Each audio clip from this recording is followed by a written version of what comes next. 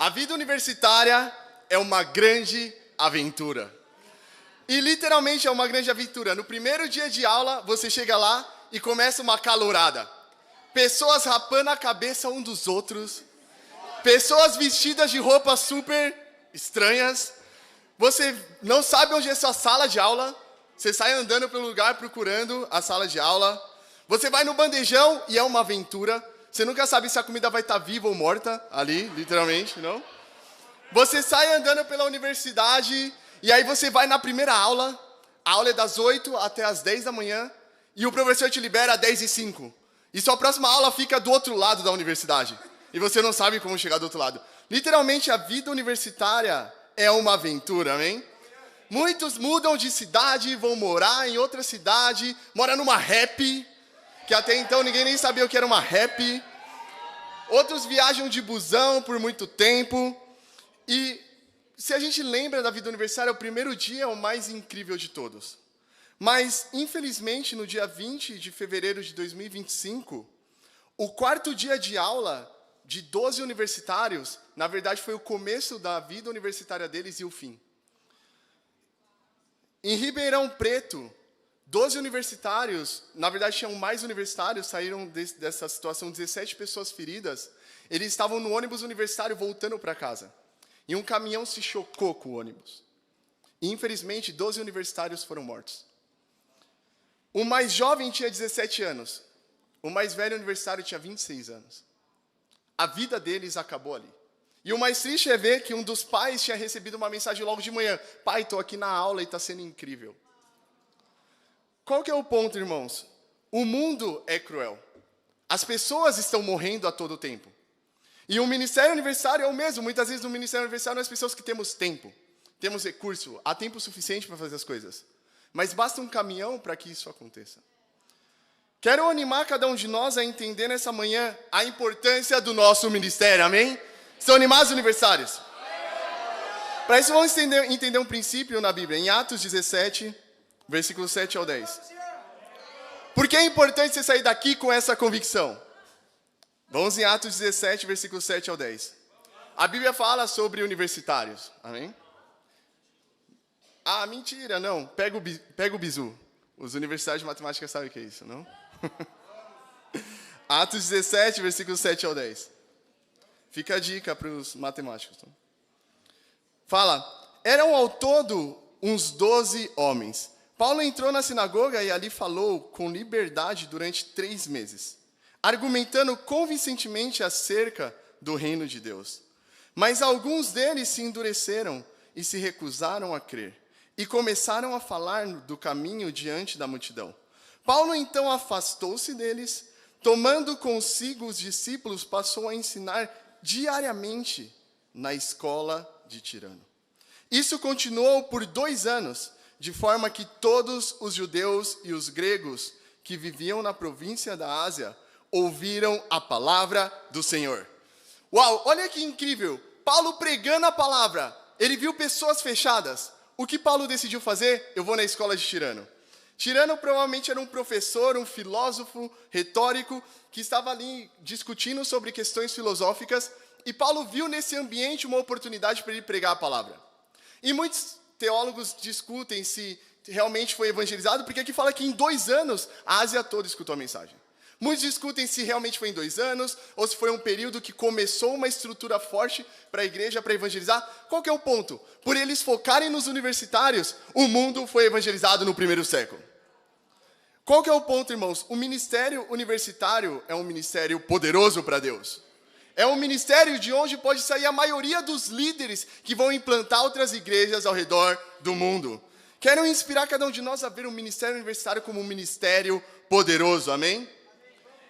E, sendo sincero, eu nunca valorizei muito a questão da universidade, não? Então, teve uma vez até que eu brinquei com o Vini, conheci o Vini pela primeira vez, e eu falei, Vini, o que você faz? Ele falou, faço engenharia elétrica na USP. Eu falei, uau. E você acha que isso dá futuro? Amém. Para você ver como eu me arrependi disso, eu comecei a estudar engenharia, amém? Mas, qual que é o ponto, irmãos? Nós precisamos mudar a nossa perspectiva. A universidade é um lugar incrível, mas se nós olhamos com a perspectiva espiritual, é um centro de treinamento para você pregar a palavra de Deus ao redor do mundo, amém? Mas antes de entender, já entendemos a importância. Precisamos entender o coração pelo ministério universitário. Vamos ver uma escritura em Lucas 19, versículo 41 a 43. O coração é o mais importante.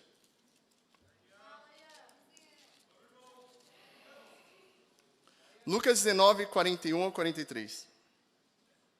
Fala, quando se aproximou e viu a cidade, Jesus chorou sobre ela e disse, se você compreendesse neste dia, sim, você também, o que traz paz, mas agora isso está oculto aos seus olhos.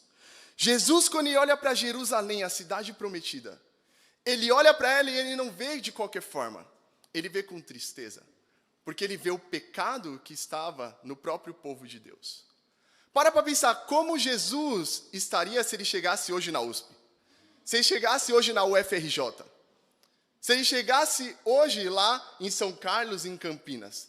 Provavelmente Jesus teria a mesma reação, ele choraria. Por ver tantas convicções errôneas, tantas mentiras, tantas pessoas entregues ao pecado. E isso que deve causar no nosso coração. Vê o ministério universitário como um ministério que tem muito potencial para Deus, mas que está destruído por Satanás.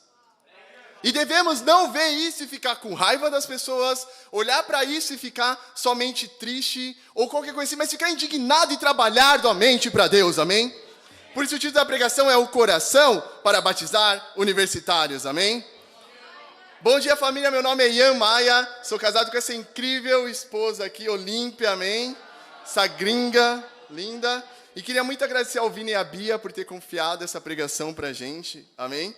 E eu só tenho um objetivo nessa manhã, convencer você que o ministério universitário é o melhor ministério da sua vida, amém?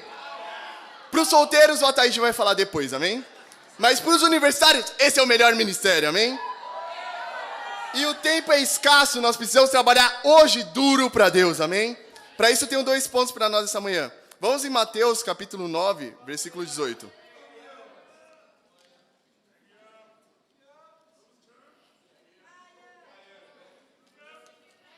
Chegaram? Mateus 9, 18. A gente vai ler quando o Fortaleza chegar. Sem pressão. Chegou? Beleza. Eu não, peraí. Mateus 9, 18 Falava ele ainda quando um dos dirigentes da sinagoga chegou, ajoelhou-se diante dele e disse, minha filha acaba de morrer. Vem e põe a tua mão sobre ela, e ela viverá. Jesus levantou-se e foi com ele e também os seus discípulos. Vamos pular para o versículo 23. Fala, quando ele chegou à casa do dirigente da sinagoga, viu os flautistas e a multidão agitada. Disse, saiam, a menina não está morta, mas dorme. Todos começaram a rir dele. Depois que a multidão se afastou, ele entrou e tomou a menina pela mão, e ela se levantou. A notícia deste acontecimento espalhou-se por toda aquela região. Uau! Jesus tinha um coração incrível. Mas imagina nessa situação. Primeiro chega um pai desesperado na presença de Jesus, implorando, Jesus, por favor, ajuda a minha filha. Ela morreu. E Jesus, ele poderia ter agido de várias formas. Nossa, eu tenho muitas coisas para fazer, tenho pessoas para ajudar aqui, preciso pregar a palavra aqui, preciso ir ali, não está nos meus planos, não está organizado, não está na minha planilha, não está na minha agenda. Mas Jesus imediatamente larga tudo e vai com o homem. Jesus era urgente. Primeiro ponto para nós nessa manhã, um coração urgente. Se nós queremos salvar o ministério universitário, nós precisamos inicialmente ter um coração urgente. A urgência faz a diferença, mas urgência é diferente de pressa. Muitas vezes podemos fazer as coisas de forma apressada, sem um plano, sem uma ideia, sem planejar as coisas, mas é completamente diferente. Jesus, ele tinha um objetivo em tudo o que ele fazia. E nós precisamos fazer o mesmo. Pergunta, quão urgente você é para estar em estudos bíblicos? Quão urgente você é para se preparar para um estudo bíblico? Você deixa para em cima da hora e ora na hora e seja o que Deus quiser? Quão urgente nós temos sido para fazer segmento? Sem segmento é impossível que a pessoa avance nos estudos. Nós precisamos ser urgentes para ajudar as pessoas. Como universitários, muitas vezes nós postergamos muitas coisas, mas não devemos postergar uma vida espiritual. Devemos ser urgentes para isso. E sendo aberto, irmãos, nesse final de ano eu vi o meu coração mudando. E algo que para mim era uma convicção, que era ser urgente, amar os perdidos, amar o ministério universitário, passou a ser uma boa ideia. Seria legal se acontecesse isso. E eu não via frutos, não via milagres, não via pessoas sendo salvas e eu comecei a me acomodar com isso. Então Deus fez grandes coisas em Campinas. Nós saímos de 8 discípulos para 17 discípulos totalmente comprometidos para Deus em um ano. Mas eu vi minhas próprias preocupações tirando o meu coração de fazer a vontade de Deus. E me ajudou muito o discipulado, amém? Agradeço muito o Vini e a Bia, que eles deram um chacoalhãozinho assim. Não? Aquele chacoalhão amigo, não? Mas foi tão incrível porque nós começamos a orar e ser mais radicais. E pela graça de Deus, uma menina que por causa do segmento de um ano quase, que a Josi lá de Campinas fez com a Bianca, ela tomou a decisão de voltar e começar a estudar a Bíblia. Ela se arrependeu dos seus pecados, foi batizada e é nossa irmã em Cristo, amém? Ela estudava na PUC, não? E agora é uma incrível engenheira para Deus, amém? Meu único desafio para esse ponto é: seja urgente com evangelismo e segmento. Sejamos urgentes, irmãos. Não prepara um tempo no seu dia só para fazer isso, porque é a coisa mais importante do seu dia. Sem segmento, é impossível que você consiga ajudar a pessoa. Para pensar quantas mensagens agora tem no seu WhatsApp que você não respondeu. Isso mostra o nível de amor que você tem pelas pessoas. Quero chamar cada um de nós a nos arrepender, amém? E ter essa sala lotada no ano que vem para Deus. Segundo ponto para nós. Em Mateus 9, 20 ao 22, nós vemos que Jesus, ele andando, uma mulher com hemorragia chega e se aproxima de Jesus e ela é curada. Mas é muito impactante ver, aos olhos de Marcos, capítulo 5, versículo 24, como ele viu essa mulher. Marcos 5, 24 ao 29.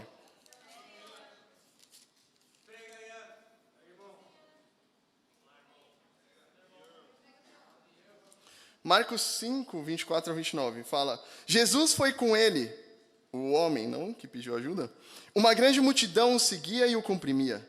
E estava ali certa mulher, que havia 12 anos vinha sofrendo de hemorragia. Ela padecera muito sobre o cuidado de vários médicos, e gastara tudo o que tinha. Mas em vez de melhorar, piorava. Quando ouviu falar de Jesus, chegou por trás dele, no meio da multidão, e tocou em seu manto. Porque pensava: se eu tão somente tocar em seu manto, ficarei curado. Imediatamente cessou sua hemorragia e ela sentiu em seu corpo que estava livre do seu sofrimento. Que incrível situação. Jesus, ele foi urgente para salvar. E no meio do caminho ele parou? Não, ele continuou salvando. No final nós vemos que Jesus fala para ela que a fé dela salvou ela. Mas é incrível ver o coração dessa mulher. Ela tentou de tudo.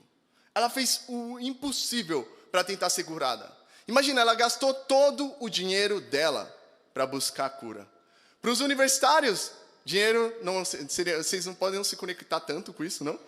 Mas nós vemos que ela gastou muito porque ela entendia que ela precisava de ajuda na parte física dela. Segundo ponto para nós, um coração intenso. Nós vemos que ela foi intensa porque ela entendia que Jesus era o único caminho, a única forma dela alcançar a salvação. Mas o que me ajuda a pensar é o quanto ela estava pensando nisso. Ela estava pensando todo o tempo: eu preciso fazer isso para poder ser curada. E me inspira muito ver o que Deus fez por causa da intensidade lá em Campinas. Foi incrível que o Fortaleza estudou a Bíblia em 10 dias e hoje é o nosso irmão em Cristo, amém? O Henrique estudou a Bíblia lá em Campinas, hoje ele cuida da banda de Campinas, só que o incrível é que ele foi num culto. Após o culto, que era no fim da tarde, ele ficou e estudou a Bíblia até as 2 da manhã. porque ele entendia que ele precisava ser salvo naquele dia. E ele foi batizado, é nosso irmão em Cristo, amém? Quero inspirar, irmãos, cada um de nós a termos um coração urgente, um coração intenso. Assim nós vamos ver o ministério universitário avançando para Deus, amém? E quero animar cada um de nós que daqui vão sair os futuros líderes que vão implantar as igrejas lá no norte, sul e ao redor do mundo, e para Deus seja glória, amém?